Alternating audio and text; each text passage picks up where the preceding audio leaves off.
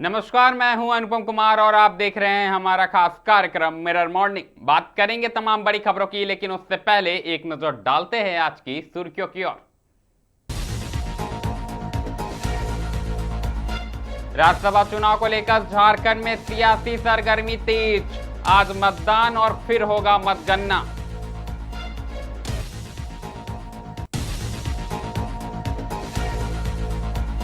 राष्ट्रीय राजमार्ग पर भीषण सड़क हादसा, खड़े ट्रेलर से टकराया डंपर, चालक गंभीर।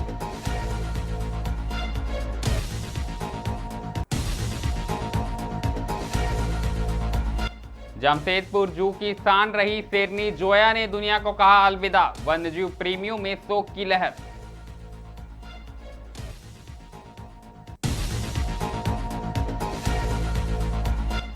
G7 समिट में मोदी ट्रंप की अहम मुलाकात, प्रमुखता से उठा भारतीय नाविकों का मुद्दा।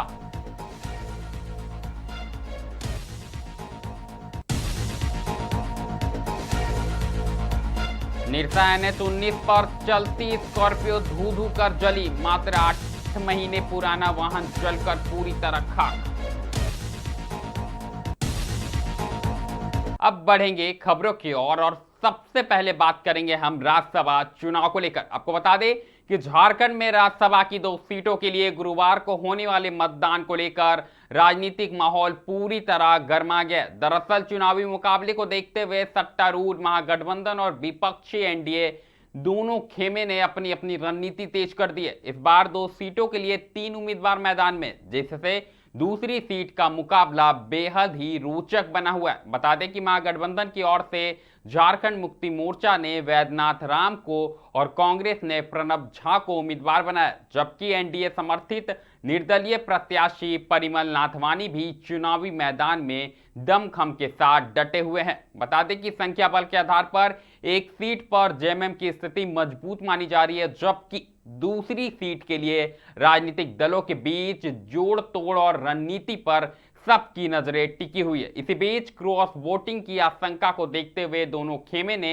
अपने अपने विधायकों को एकजुट रखने की कवायद भी तेज कर दी है। आपको बता दें कि कुछ ही देर में मतदान की प्रक्रिया शुरू होने वाली है और तमाम विधायक है विधानसभा पहुंचने वाले हैं। ऐसे में सीधे अधिक जानकारी के साथ रांची से हमारे सहयोगी अभिनव जुड़ चुके हैं। अभिनव, बताएं क्या कुछ सरगर्मी देखने को मिल रही है, क्योंकि थोड़ी देर में मतदान होना है।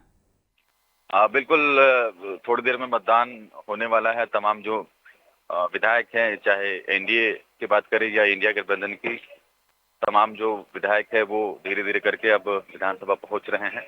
और जो सूचना है कि बस कुछ ही देर में जो वोटिंग की प्रक्रिया है वो शुरू हो जाएगी। तो कह सकते हैं कि गहमा गहमी का माहौल है, चूंकि आज मतदान होना है और आज रिजल्ट भी आना है। तो इसे लेकर जो तैयारियां हैं वो विधानसभा में पूरी कर ली गई है और यहाँ पर अब वोटिंग होनी है और इसे लेकर जो है माहौल पूरी तरह से गरमाया हुआ है। धीरे धीरे करके तमाम जो विधायक वो पहुंच रहे हैं। धीरे धीरे कर कर अभिनव तमाम विधायक पहुंच रहे हैं। ऐसे में अगर हम देखें, एनडीए की बात कर ले, महागठबंधन की बात करें, एड़ी चोटी का जोर लगाते हुए नजर आ रही है ये दोनों गठबंधन के दल, और तमाम एक एक विधायक को होटल में शिफ्ट किया गया। ऐसे में क्या लगता है, क्रॉस वोटिंग होगा इस बार झारखंड में, या फिर ये जो पार्टियां लगातार दावे कर रही थी एकजुट रखने का, वो दिखाई देने वाला? बिल्कुल, पिछले कुछ दिनों से आप देख रहे होंगे कि किस तरह से राज्यसभा चुनाव को लेकर गहमा-गहमी का माहौल था। चूंकि जो परिमल नाथवानी है, भाजपा समर्थित निर्दलीय उम्मीदवार, उनके मैदान में उतरने के बाद से ये राज्यसभा का चुनाव कहीं न कहीं दिलचस्प मोड़ पर आ गया। चूंकि परिमल नाथवानी की बात करें तो उनका एक अलग ऑरा है और किस तरह से वो यहाँ पर काम करके गए हैं और क्या उनके पास ये तमाम चीजों को लोगों को पता है। और ऐसे में परिमल नाथवानी की राज्यसभा चुनाव में एंट्री हुई है, तो ऐसे में बहुत तरह की बातें सामने निकल कर आ जाती हैं। तो राज्यसभा का चुनाव कहीं न कहीं दिलचस्प मोड़ पर है, चूंकि आज जो मेहनत इन्होंने किया है, चाहे इंडिया गठबंधन की बात करें या एनडीए गठबंधन की बात करें, दोनों तरफ से खूब मेहनत किया गया है, पसीने बहाए गए हैं, रणनीति बनाई गई है, होटल पॉलिटिक्स आपको देखने को मिला होगा। तो तमाम चीजें इस राज्यसभा चुनाव में देखने को मिली है। ये तो पहली बार ऐसा हुआ है कि एनडीए घटक दल के जो विधायक है उनको होटलों में शिफ्ट किया गया। यानी मुझे जहां तक संभवतः जानकारी है, मैं विधानसभा और राज्यसभा भी कवर किया हूं, लेकिन बीजेपी यानी एनडीए की बात करें तो पहली बार इतिहास में ऐसा हो रहा है झारखंड में कि बीजेपी के नेताओं को ही होटल में शिफ्ट करने की बात सामने आई, यानी कि वो लोग होटल में शिफ्ट थे। इधर अगर इंडिया वाली बात होगी अभिनव, तो कितना होटल राजनीतिक सक्सेसफुल हो पाता है ये तो आज शाम को ही पता चलेगा। लेकिन अगर हम विधानसभा की कार्रवाई की बात करें तो क्या कुछ जानकारी मिल रहा है? कब तक मतदान की प्रक्रिया शुरू होगी? मतगणना कब तक होगा? कब तक परिणाम सामने आ सकते हैं? क्या कुछ जानकारी है? देखिए, ये प्रोसेस जारी है, सब लोग एंट्री कर रहे हैं और ये जो मतदान की प्रक्रिया है वो शुरू हो जाएगी और ये 4 बजे तक चलेगा और 4 बजे के बाद फिर रिजल्ट घोषित होगा। तो जो प्रोसेस है वो प्रोसेस तो चल ही रहा है, विधायक तमाम पहुंच रहे हैं, वोटिंग की प्रक्रिया शुरू होगी और अलग अलग पार्टियों ने अपना चुनावी एजेंट भी बनाया है कि जो वोट करेंगे वो दिखा के वोट करेंगे। तो तमाम चीजें हैं, सब प्रोसेस में है और सब लोग लगभग यूँ कह सकते हैं कि पहुंच ही रहे हैं और उसके बाद वोटिंग का प्रोसेस होगा और उसके बाद फिर रिजल्ट आएगा 4 बजे के आसपास। जी बिल्कुल, रिजल्ट आएगा। जानकारी के लिए बहुत बहुत धन्यवाद अभिनव। आप पल पल की अपडेट हमें देते रहे राज्यसभा चुनाव से जुड़ी।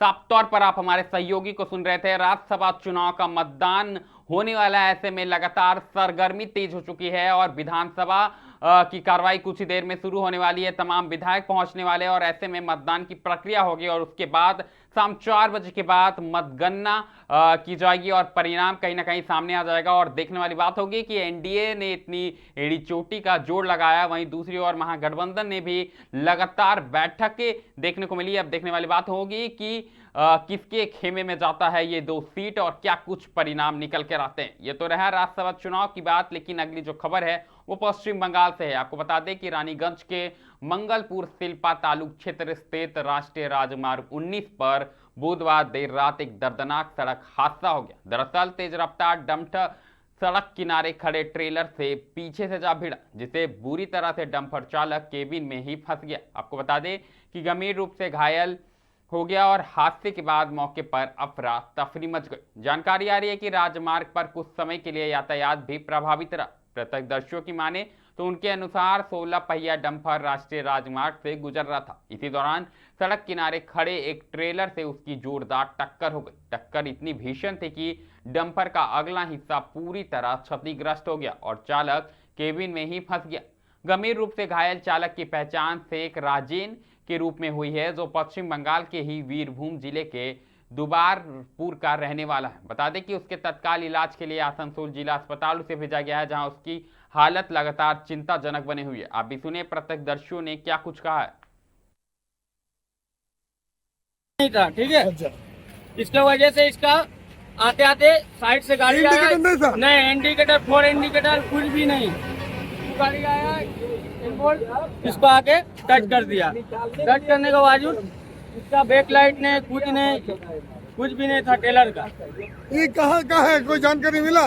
गाड़ी तो बंगाल का ही है, यहाँ का है, लोकल गाड़ी है। समझ में नहीं आ रहा कौन है, समझ में बाद में आ जाएगा, अभी समझ में नहीं आ रहा। क्या कैसा स्थिति कैसा है, क्या ड्राइवर का? अभी अवस्था तो मोटा मोटी बहुत टाइम भी लग गया, बहुत कोशिश किए निकालने का, गेट फंसा हुआ था, किरान आने में टाइम भी लग गया। इसके वजह से बहुत कोशिश किया हम लोग, लेकिन निकल नहीं पाए। अब कैसे गाड़ी का नंबर प्लेट है, वो गाड़ी का जो गाड़ी का टेलर जो टेलर खड़ा हुआ था, 4 इंडिकेटर या कुछ भी नहीं था, साइड में लगा के था। उसका नंबर प्लेट दिए हम लोग। सब कुछ।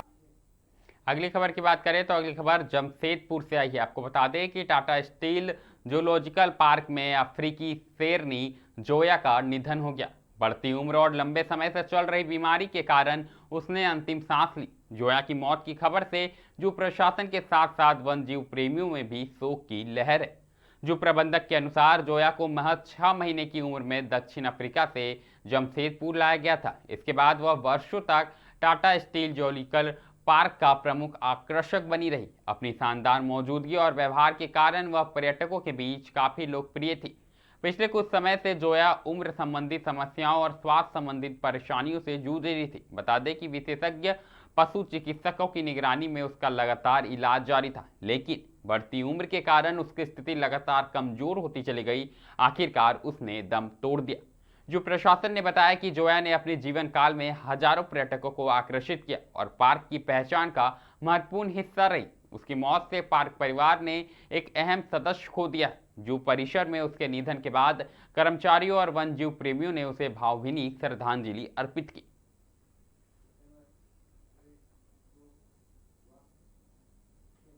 अगली खबर की बात करें तो अगली खबर फ्रांस से आई है। आपको बता दें कि फ्रांस में आयोजित G7 शिखर सम्मेलन के दौरान प्रधानमंत्री नरेंद्र मोदी और अमेरिकी राष्ट्रपति डोनाल्ड ट्रंप के बीच महत्वपूर्ण द्विपक्षीय बैठक हुई है। दरअसल दोनों नेताओं ने भारत अमेरिका संबंधों को और मजबूत बनाने, वैश्विक सुरक्षा, व्यापार और क्षेत्रीय स्थिरता समेत कई अहम मुद्दों पर विस्तार से चर्चा की है।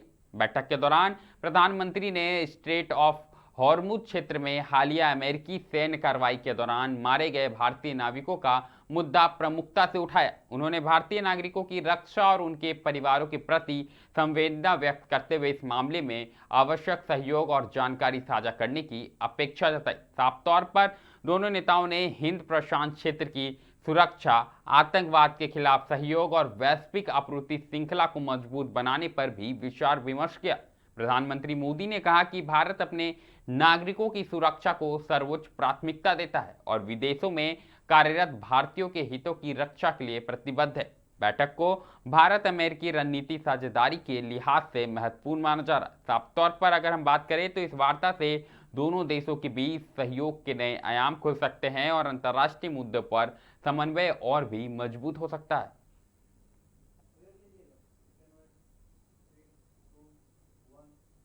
रुक करेंगे धनबाद का। आपको बता दें कि जिले के निरसा में बुधवार शाम राष्ट्रीय राजमार्ग 19 पर उस वक्त अफरा तफरी और दहशत का माहौल बन गया जब एक चलती स्कॉर्पियो पर कार में अचानक भीषण आग लग गई। देखते ही देखते आग की लपटों ने पूरे वाहन को अपनी चपेट में ले लिया। इस हादसे में मात्र 8 महीने पुरानी स्कॉर्पियो जलकर पूरी तरह राख हो गई। गनीमत यह रही कि समय रहते वाहन सवार सुरक्षित बाहर निकल गए, जिससे एक बड़ा हादसा टल गया और कोई जनहानि नहीं हुई। यह हादसा निरसा के पुराने थाना से लगभग 100 मीटर दूर धनबाद की ओर जाने वाली सड़क पर शाम करीब 7:30 बजे हुई है। बता दें कि प्रत्यक्षदर्शियों के मुताबिक चलती गाड़ी से अचानक धुआं लपटें उठती दिखाई दी। आग इतनी तेजी से फैली कि वाहन सवारों को संभलने और गाड़ी को बचाने का बिल्कुल मौका नहीं मिला। घटना के तुरंत बाद दमकल विभाग को सूचित किया गया, लेकिन दमकल की गाड़ी करीब 1 घंटे देरी से मौके पर पहुंची। इस बीच स्थानीय लोगों ने सूझबूझ दिखाई। पास में ही खड़ी एक NH मिक्सर मशीन की टंकी से पानी लेकर लोगों ने खुद की आग बुझानी, साफ तौर पर कहीं ना कहीं खुद से ही आग बुझाने की प्रयास किया और जिसके बाद दमकल काफी लेट तक पहुंची और उसके बाद आग पर काबू पाया गया। साफ तौर पर कह दें कि कहीं ना कहीं इस आग लगने की घटना से राहगीरों में भी दहशत का माहौल हो गया था और लोग यह समझ नहीं पा रहे थे कि आखिरकार आग की वजह क्या थी। पहले आप सुने क्या कुछ कहना है लोगों का।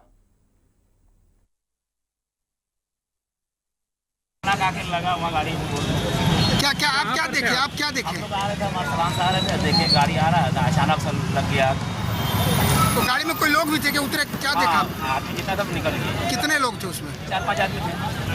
मतलब किसी का कैजुअलिटी कुछ नहीं हुआ? नहीं कुछ।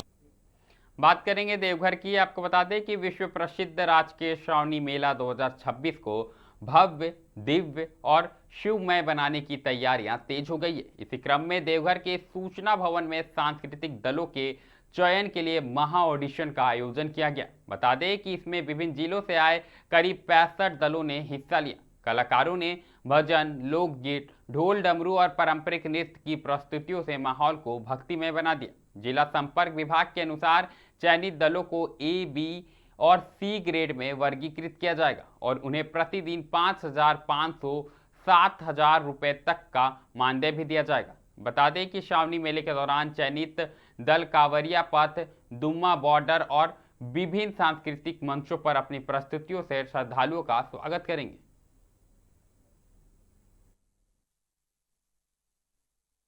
श्रावणी मेला 2026 के लिए हम लोगों ने अखबार के माध्यम से विज्ञापन प्रकाशित करवाया था कि जो भी इच्छुक लोग हैं, कलाकार हैं, जो संगीत प्रेमी हैं, वो भरे फॉर्म को। और इसके रिगार्डिंग में उन्होंने फॉर्म भरा यहाँ पे। तो ये 2 दिन का कार्यक्रम है। आज और कल ऑडिशन होना है लोगों को। आज कुल 65 लोगों का जो टीम है उनका ऑडिशन हो रहा है और इसी से हम लोग सिलेक्ट करेंगे जो कि हमारे कांवरिया लोग आते हैं, जो देवतुल्य श्रद्धालु आते हैं यहाँ पे। तो हम उनके मनोरंजन के लिए हम लोग स्टेज के ऊपर प्रोग्राम करवाते हैं ताकि उनकी थकान है वो आराम कर हो सके, थकान मर सके। इसके लिए हम लोग सांस्कृतिक कार्यक्रम करवाते हैं। सर क्या कुछ कलाकारों को श्रेणियों में भी बांटा गया है कि ये परफॉर्मेंस के अनुसार से हम लोग करेंगे। 3 श्रेणी है। कि झूठी दुनिया को मन से हटा ले, ध्यान भोले के चरण में लगा ले। कि झूठी दुनिया को मन से हटा ले, ध्यान भोले के चरण में लगा ले। नसीबा तेरा जाग जाएगा, नसीबा तेरा जाग जाएगा, नसीबा तेरा जाग जाएगा, नसीबा तेरा जाग जाएगा। इसी तरह के और भी। अगली खबर की बात करें तो अगली खबर भी देवघर से आई है। आपको बता दें कि झारखंड सरकार जहां हर जरूरतमंद तक आवास योजना का लाभ पहुंचाने का दावा कर रही है, वहीं देवघर के करो प्रखंड के पथरोल पंचायत स्थित सिमरा गांव से एक विधवा महिला ने उपेक्षा का आरोप लगाया है। पीड़ित दुखनी देवी का कहना है कि प्रधानमंत्री आवास योजना के तहत जियो टेंडिंग के दौरान उनके घर को प्रक्रिया में शामिल नहीं किया गया, जबकि आसपास के अन्य लाभुकों का नाम किया गया। महिला का दावा है कि कई बार अधिकारियों और प्रखंड कार्यालय के चक्कर लगाने के बावजूद उन्हें कोई राहत नहीं मिली। दुखनी देवी ने मुख्यमंत्री से हस्तक्षेप की मांग की है। हालांकि इस मामले में संबंधित विभाग की ओर से अब तक कोई आधिकारिक प्रतिक्रिया सामने नहीं आई। अब देखना होगा कि प्रशासन जांच के बाद क्या कुछ कदम उठाता है। घर का दिक्कत है तो जियो टैगिंग करने आया था यहाँ, हमने नहीं करी को नहीं किया। काहे नहीं किया? कैसे कहा? तो आपको आवास मिला? हाँ। घर मिलल है? नहीं, कोई नहीं मिलल। नहीं मिला। अभी कहाँ रहते हैं वर्तमान समय में आप? यहीं रह जो। किसके घर में? ये अपन भीनू माटी के घर में। इसी में रहते हैं। हमारा घर का दिक्कत है। 3 ठो लड़का है और हमारा दिक्कत यही है। 3 बेटा है? हाँ। और एगो मर गया, 2 ठो बचा है। इसी का पत्नी था? हाँ। क्या उसके बाद क्या हुआ? इसमें दिक्कत यही है, हमारा जो घर यहाँ देखे कि फोटो कर लेके और हमारा रुक कहते रहिए, हमारे नहीं सुन लगे। मतलब जियो टैगिंग आपका बगल में किया और आपको नहीं किया। हाँ। अच्छा। तो इसलिए हम मैंने आज बुलाए हैं। तो झारखंड सरकार से आपका क्या मांग रहेगा? एक हम मांग रहे हैं घर। बोले आगू दिन में वीडियो साहब है, हमसे नहीं होगा। हम कागज पेपर लगा के वीडियो साहब के दिखाते हैं, लेकिन वो बात नहीं मानते। बोले हमसे अब नहीं होगा। वीडियो साहब? हाँ, वीडियो साहब बोलते हैं, बोले हमसे अब नहीं होगा, बहुत दिन हो गया बोल। तो हम यही बेटा पुतोह कष्ट में रखते हैं गुजर करके। मुखिया जी के पास गए थे आप? मुखिया जी के पास गए हैं, बोले हम लोग क्या करते हैं, घर खत्म हो गया। बोले नहीं है। मिरर मॉर्निंग में भी के लिए फिलहाल इतना ही है। ऐसी तमाम बड़ी खबरों से लगातार हम आपको अवगत कराते रहेंगे। कहीं मत जाइएगा, बने रहें मिरर मीडिया के साथ।